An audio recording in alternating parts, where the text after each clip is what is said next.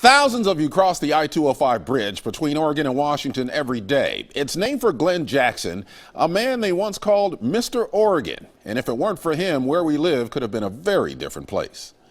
We cross it 160,000 times a day. The Glenn Jackson Bridge takes us across the Columbia River between Oregon and Washington.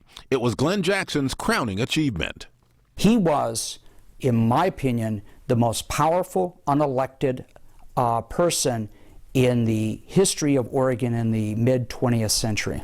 Born and raised in Albany, Oregon, Glenn Jackson was head of the Oregon Highway Commission, now ODOT, for 20 years, from 1959 to 1979. His day job was running Pacific Power and Light. He made things happen with a phone call. And you never crossed him. And if you did so, you did it at your peril.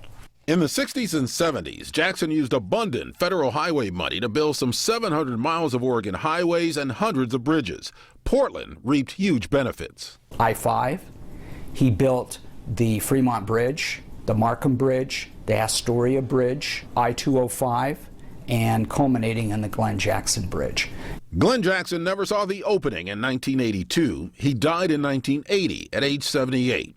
Although the I-205 bridge covers mostly Washington state, it's only fitting it's named after him. That was his prize crown jewel. The environmental movement and the EPA stalled Jackson's aspirations to build even more highways. Had he built those, it would have destroyed most of Portland's historic neighborhoods. Some were destroyed, but Oregon's infrastructure owes much to Glenn Jackson. Well, Glenn Jackson also inherited the Albany Democrat-Herald newspaper from his dad and ironically helped start the environmental group 1,000 Friends of Oregon along with Governor Tom McCall. So toward the end, he softened his stance on unbridled development.